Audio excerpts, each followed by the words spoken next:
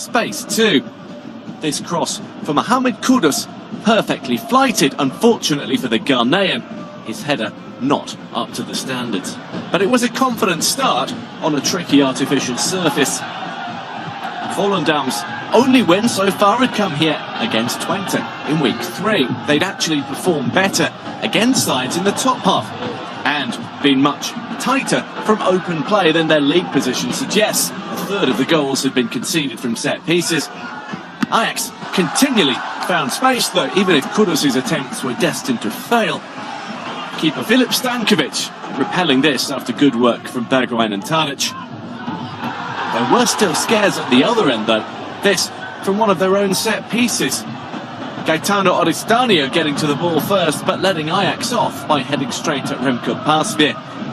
He's yet to score an Eredivisie goal, but the Italian's been a lively presence so far. The visitors responded with a near miss of their own. Edson Alvarez allowed a free header too. This time not troubling the Volendam keeper, but it was a close one. The home side's style of play was forged in the Ajax Academy, where their coach Wim Jonk cut his teeth after also playing for them. And when they were given the chance to transition quickly and counter-attack, they took it. Derry John Merkin intervening, galloping forward. His endeavours almost leading to a goal of the season contender from Oristanio. The 20-year-old on loan from Inter Milan isn't short on confidence, clearly. But after a decent spell where they held their own, Ajax struck with a second goal to give themselves breathing space ahead of half-time. As often happens against the smaller teams, Ajax committed players to their attacks. Here, there were 8 in and around the penalty area.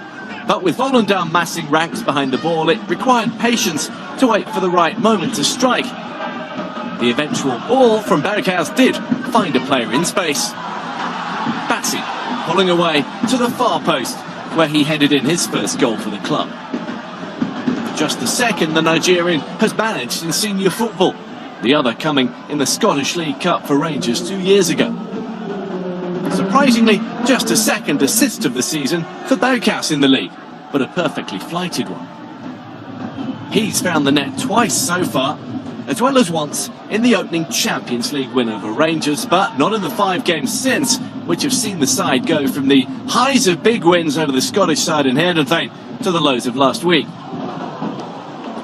There were enough chances to make sure the game was sewn up in good time, the post denying him on this occasion, after which Stankovic elected to decide a cap was needed to aid his vision.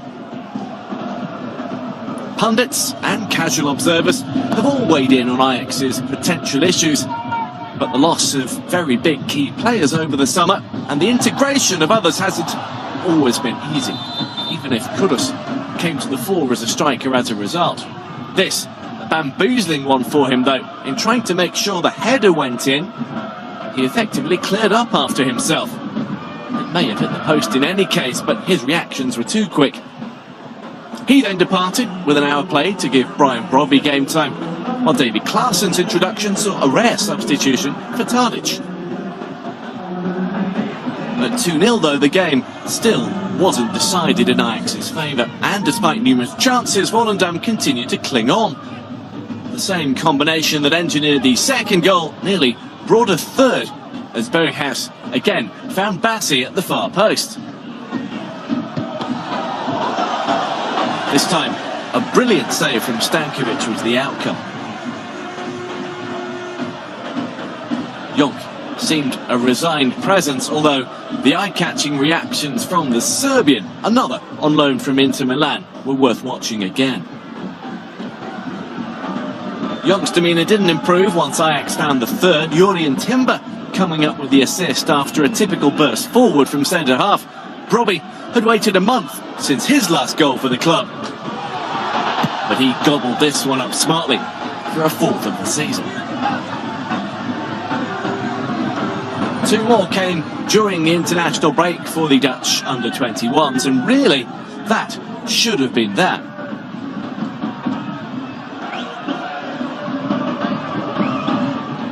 But Ajax had already conceded 19 goals in their 12 games, a total they didn't reach last season until game number 37 in March.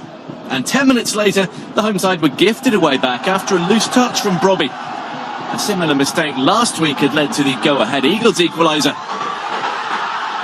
Lequincio Zeifa happily accepting this one, although Pasco won't remember it fondly. It was his goal that secured their only win so far, although this seemed to be just a consolation at the time. However, fans got another glimpse of Ajax's fragile confidence as Volendam sensed a chance to at least make a game of it. 2 minutes later, former Ajax midfielder Karel Eiting played in Henk Veerman, and he should have made life much more difficult for them. This time, Harsveer's presence was off-putting, and it made the difference. But the Saab would have a further part to play in the late drama. Tadic, by this point, was gaining attention for his coaching on the touchline, something that Schreuder said he had no problem with. Other pundits inevitably questioned it. By this point, Florian Grilic, Francisco Conceição and Yuri Bas had all come on for Ajax, but it was a former Ajax player that struck next. Eiting, who already had more goals, assists and Eredivisie appearances for Volendam than he managed during his career with the champions. Serious ankle and knee injuries put paid to his breakthrough season in Amsterdam 4 years ago, and he never recovered his place in the squad. Back in the Netherlands now, this was his second goal this season, after spells in Genk and Huddersfield. While his old side had expected to get a free kick after Klaassen went down up the field, suddenly they were now in trouble.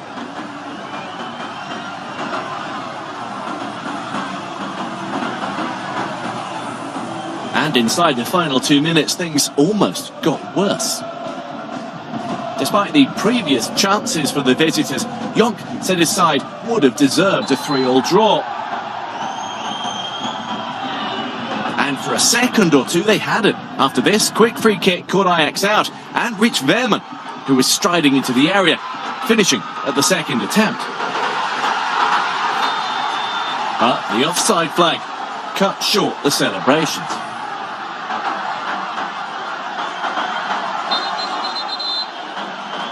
Clearly the right call, but one which again showed the space behind Ajax's defence, which was all too evident against Napoli. Jonk was now animated, still sensing the chance to cause an upset against a side probably as vulnerable as they would be all season. But Ajax put pay to those hopes with the last kick of the game, Klaassen rounding off a much nervier period of stoppage time than they'd expected. The midfielder also began the move, chipping the ball to Conceição, whose return found him perfectly.